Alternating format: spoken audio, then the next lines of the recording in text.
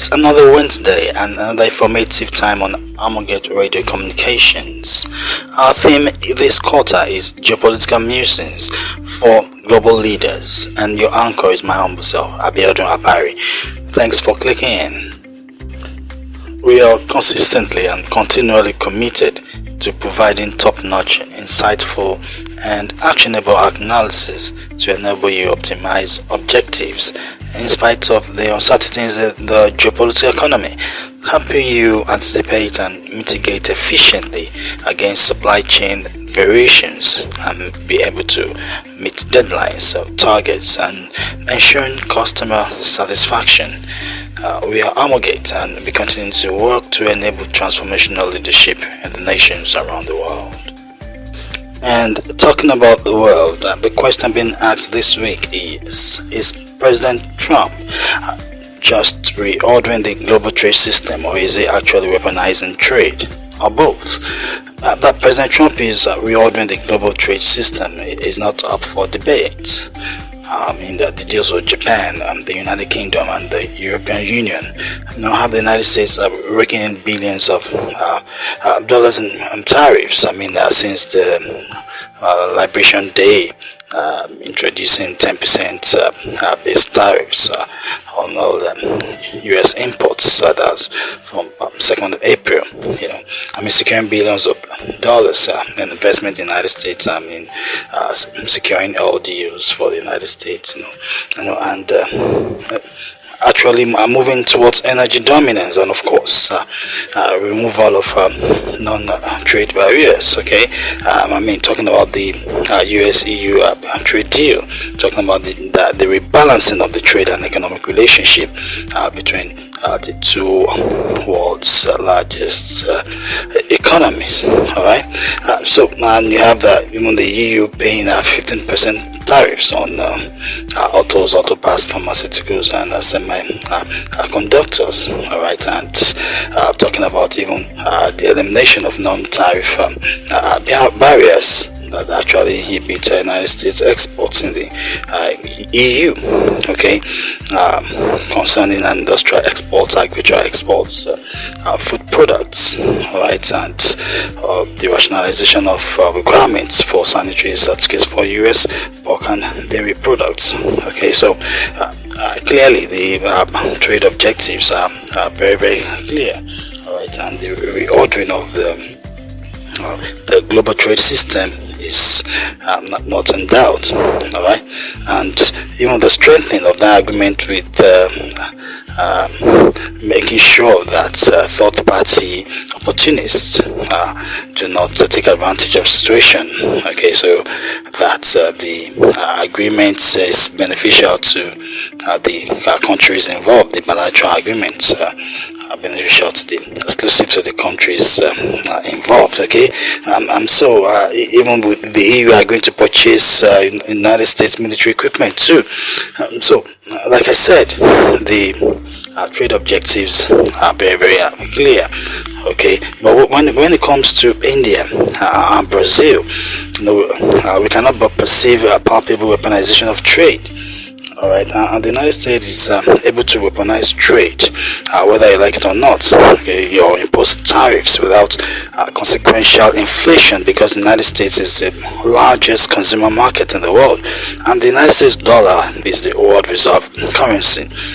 So that's a unique position that ensures that even the 10% base tariffs that was imposed across the board on Liberation Day, 2nd April 2025, did not cause inflation in the United States economy, which is at about 2.1%. Producers will find ways to stay competitive in all spheres, including pricing, so as to continue to have a bite at the cherry, the cherry that the US market is. They'll find ways to cut costs and ensure profitability, ensure competitiveness. And both India and Brazil are both members of BRICS, the geopolitical bloc led by China and Russia. And I projected last year that Trump will not sit idle by and watch BRICS achieve its geo-economic objectives of undermining the dollar as a world reserve currency, all right, by trading local currency and also moving towards having a common BRICS currency. I would kindly listen to previous episodes of geopolitical economy, all right, where I discuss extensively on the move towards BRIC currency, and the structural alignments, being undertaken by the BRICS geopolitical bloc in order to pivot away from the dollar, in order to dilute the dominance of the US dollar as the world reserve currency. And I recall that it was actually the weaponization of the dollar by the Biden administration, okay, by seizing of dollar denominated assets of Russia, freezing those assets, and that actually incentivized Russia and other nations, thinking, okay, if it's happened to Russia today, it might be us tomorrow, and deciding to be proactive and pivoting away from the dollar and trading the local currency, so, and reckon that there is now a lot of trading now being done and the Russian ruble and Chinese yuan. Yes, the domination of the dollar and the global cross-border transactions generally has significantly diminished, with more trading being done in Chinese yuan and the Russian ruble. And there's no secret about Mr. Trump's determination to reverse this trend. Okay, we talked about during the campaign, and he's been working towards that, and he's been very vocal about that too. And incidentally, this year's press conference held in Brazil was not graced by China's President Xi. Even though the yearly conference is arguably his biggest geopolitical stage, where he's dominant, and where, while it might be tempting to allude his absence to Trump's intolerance for the geopolitical bloc, I believe that Xi's absence was actually due to the political situation in China, the fluidity of the situation, that the return to collegiate leadership, where Xi's strong arm leadership has actually been diluted with coming on board of Wen Jiabao, Yun Yitao, and of course Zhang Huxiao, who's in charge of the military. And the President Lula of Brazil is actually big on BRICS, and very, very committed. And he was actually Brazil's president when BRICS was formed in 2009. However, the judicial issue concerning the attempted coup allegation against his predecessor has caught the attention of Mr. Trump, and he's insisting, as Mr. Trump is insisting, that the charges against the former president Bolsonaro connote the weaponization of the justice system against him. But Lula has pushed back, denying interference in the judiciary, that the law has to take its course. Okay, but Trump is not buying that, and he has slapped additional 40% tariffs on the 10% base tariffs across the board, making 50% tariffs on Brazil. All right, and Lula is a leftist, and Bolsonaro actually going for governance from the right. So let's see how that pans out, and who flinches, who blinks first. All right. So, and of course, Brazil will need to look for alternative trading partners, because I find 50% tariffs on absorbable by producers, by exporters. I think, they are passing the cost on to consumers will make Brazilian exports not competitive in the United States, make them expensive, and other substitute goods will actually perform better. Okay, so I believe that if President Lula insists and is defiant and goes ahead to ensure that his predecessor is prosecuted and maybe convicted. Then the tariffs will stay, and if the tariffs stay, Brazil will have no choice than to look for other trading partners actually to replace the shortfall. Okay, and of course China is there, but China is also having issues. And just yesterday, China's leadership talked about the need for the increase in consumer spending. Okay, and we understand the rising debt situation in China too.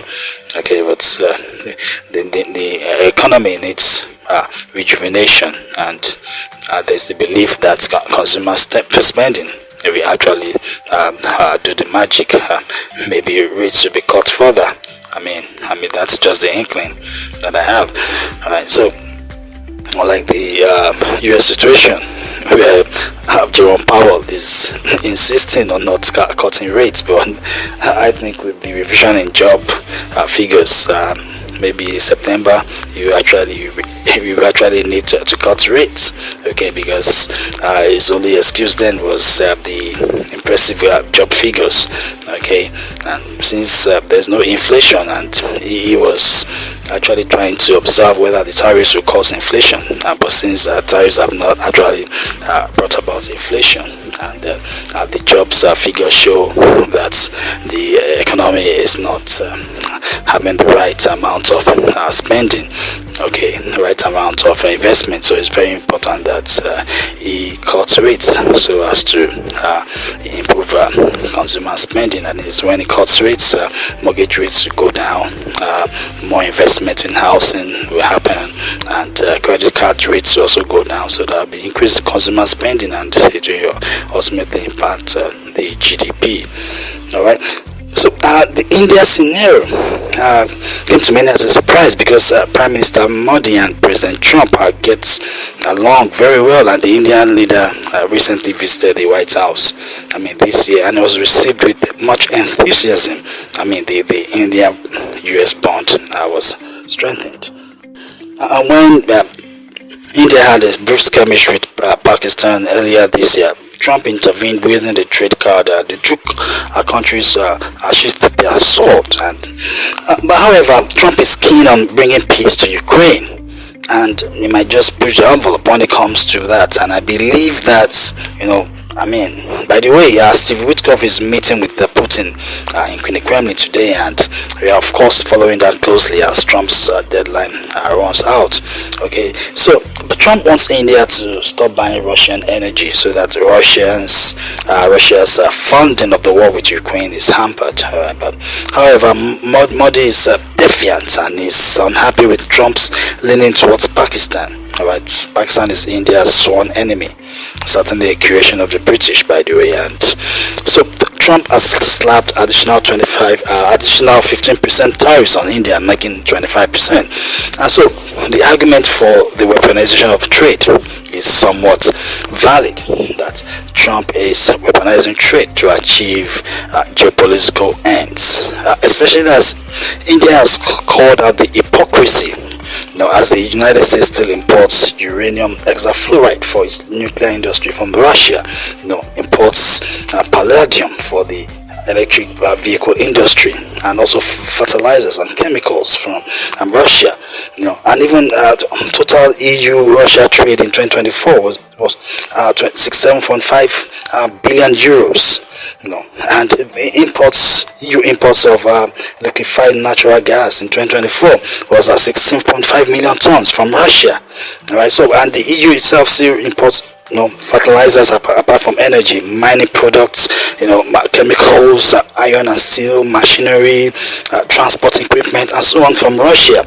So India is pointing out the hypocrisy, alright, that the West itself still trades with Russia. So why are you saying it's India's trade with Russia that is actually funding Ukraine's the war with Ukraine? Okay, so though we must note that United States imports from Russia declined to $2.5 billion in the first 6 months of 2025 compared to $14.4 billion in the corresponding period 4 years ago. And India has insisted that it will not compromise the safeguard of its national interests and economic security. Alright. So, and when we look at the implications of the weaponization of trade, and the countries we actually want to strategically pivot away from the United States as trading partners and look for replacement trading partners, and review and realign their trade and foreign policies. Okay, nations will ultimately react. Right. So if the situation of weaponization persists, just like when the Biden administration, like I said, weaponized the dollar, all right, and the dollar dominated and dollar-denominated financial system against Russia, by excluding Russia from SWIFT and seizing Russia's dollar-denominated assets.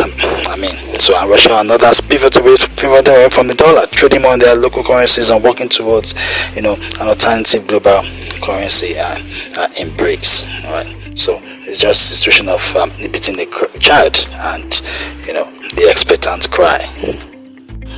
At this time, we would like to take a break, and while we're back, we'll take a look at Trump's peace efforts in Ukraine and other geopolitical musings. Thank you. Harrogate, founded in 2008 out of a desire to build transgenerational structures for organizations, institutions, and nations. We have worked with large businesses, international development organizations, and public sector ministries and agencies. Harrogate, our uniqueness is that we do not just work for you, we work with you. For example, we do not leave you to the task after sourcing talent that will help the new hire settle into robust leadership development programs. We are technical experts in advising and supporting institutions on strategy and leadership, artificial intelligence, strategic human resource management, public sector reform, finance, audit and tax, FAT, and strategic communications. We do all this and more out of a desire to transformations through institutions and organizations. For further inquiries, email contact@theharrogate.org or call +234 810 999 6666 +234 807 957 4151 and +161 0504 6026 www.theharrogate.org. Harrogate, building to endure and transforming nations through institutions and organizations. Welcome back. Like I said, Steve Witkoff is at the Kremlin today meeting with President Putin, and Steve Witkoff is President Trump's special envoy, intervening in conflicts around the world, intervened in the Middle East, and help broadcast ceasefire between Hamas and Israel. Real estate mogul, New Yorker, been a long time associates of President Trump, but criticisms have come that Trump's approach to diplomacy, Trump's approach to finding peace around the world is somewhat naive, that is somewhat amateurish. That you have to have a team led by the Secretary of State Marco Rubio, who I find super talented, cerebral, and very, very articulate. The Latin American, who I even thought would have been the vice presidential pick at that time, but Mr. Trump actually went for deepening his base and trying to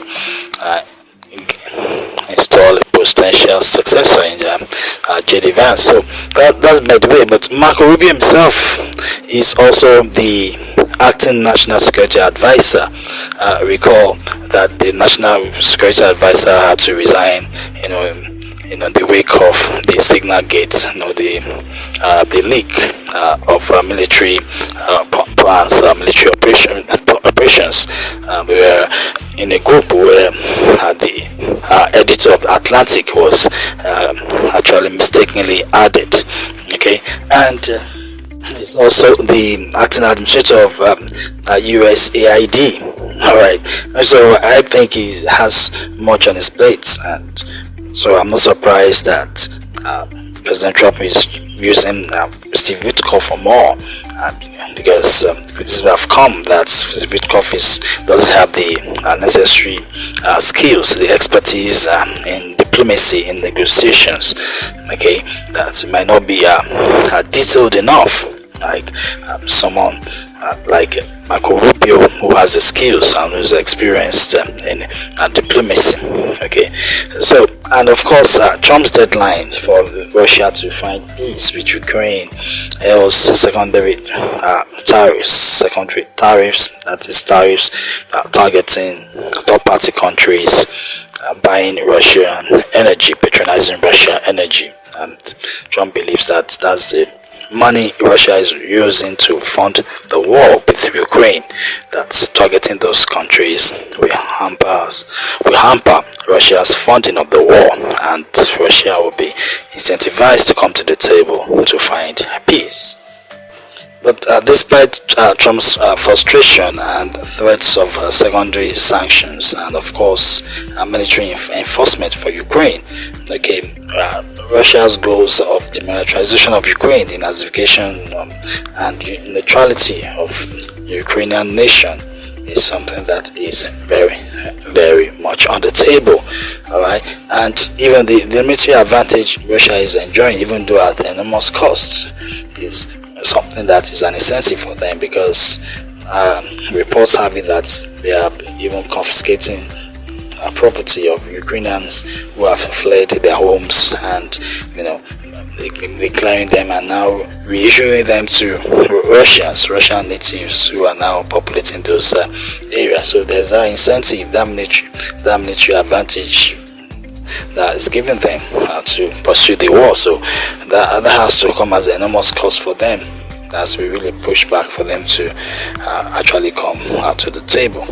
Alright, so, and Russia is more inclined to a peace deal rather than a ceasefire. They believe that a ceasefire without the necessary safeguards, guardrails, we just amount to buying time for Ukraine to rearm and remobilize. That if the ceasefire is going to happen, there'll be no military supplies from NATO to Ukraine, no equipment, no training. Okay, but Russia is more disposed to a peace deal rather than a ceasefire, with this as temporary. I might just be and I've been able to buy time, just like the Minsk agreement. Okay, so, and of course the legitimacy of Zelensky to sign an agreement is also much on the table.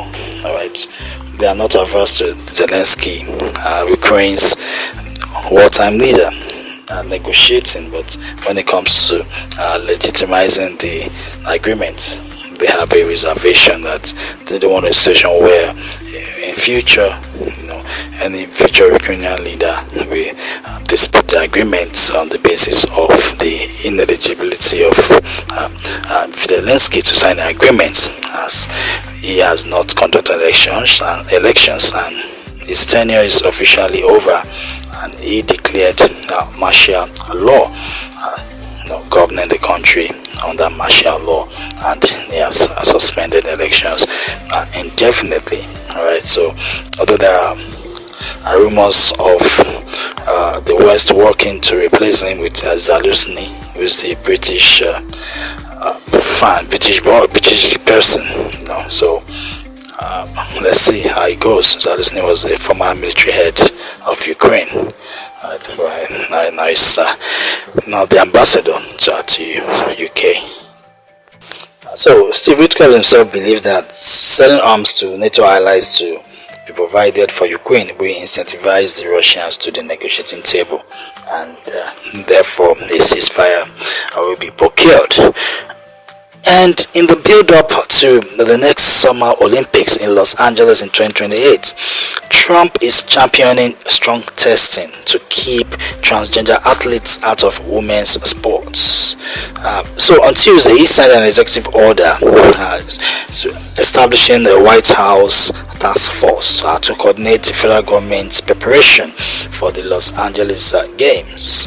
Okay, so the task force will centralize all planning operations, ensuring that they're in sync and operations are run smoothly. Alright, so recall that the culture wars were part of the presidential campaign. The keeping men out of women's sports executive order was actually signed in February, and we have actually documented and talked about the Trump's trail when it comes to implementing the executive order, especially as incidents in California and Colorado unfolded. Alright, and the United States Olympic and Paralympic Committee, led by the President Jean Skies, released a 27-page document last month to effect changes in athletes' safety policy in reference to transgender women athletes. And so Mr. Trump was commendable, but he commended him for that. So, and he said that the United States will not let men steal trophies from women at the 2028 Olympics. So we appreciate the fairness and everything else that you have shown.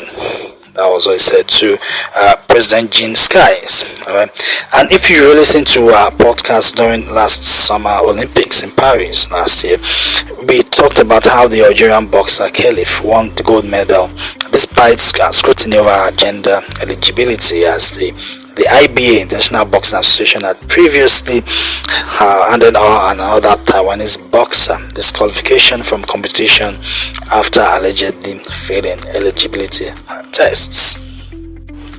And when Mr. Trump was asked if he's going to press charges against transgender athletes who tried to participate in the Olympics, he said he will refer to the Attorney General Pam Bondi for advice, but he advocated for a very strong form of testing and to ensure that there must be appropriate outcome for participation to be ascertained, to be approved, and any inappropriate outcome should lead to non-participation.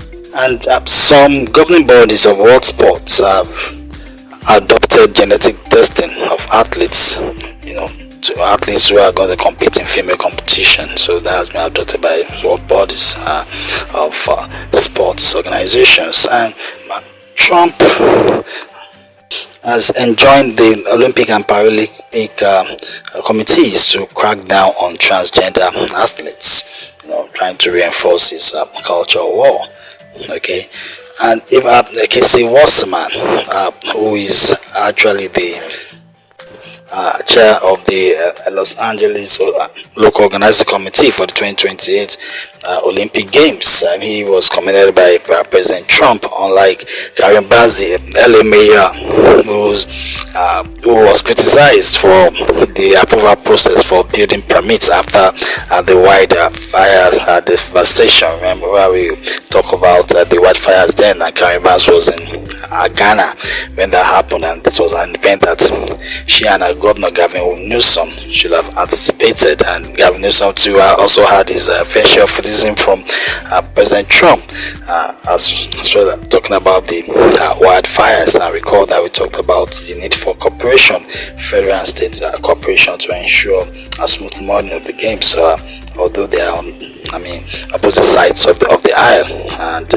Gavin Newsom's open secret is his presidential ambition, right? And and that's maybe if he picks the tickets, that'll be a potential matchup with Vice President J.D. Vance if Trump's suspected transition plans anything to go by. Okay, so and Trump has promised strong security, promising the National Guard and the military, okay, for the games. And you recall that even during the Summer Olympics in Paris. Police from all parts of Europe were on the streets of Paris as part of security operations, reinforcing the service provided by French police. Okay, so the task force itself now is being headed by President Trump himself and Vice President J.D. Vance. President Trump is the chairman of the task force, and Vice President J.D. Vance is the vice chair of the task force, saddled with the responsibility of centralizing all planning operations, make sure they're in sync and the operations run smoothly, right, for the LA 2028 games. So the president is front and center of the games, and he was mobilizing the entire federal government to ensure safe games and making sure that the games are a historic success. So the LA games, the president is so invested. He's the chief image maker of the games, the ambassador of the games, and you can just, we had an inkling. I mean, when Chelsea won the Club World Cup, I mean, recently in the United States, after presenting the trophy, was meant to leave the stage with FIFA's president Infantino, but he stayed to share the spotlight during Chelsea's trophy lifting, and that's for me signaled that he wants to optimize, I mean, the image, the positive image that sports bring, the goodwill that sports bring, and all the intangible assets that sports generate. So, and I believe that the LA games will be an investor's delight.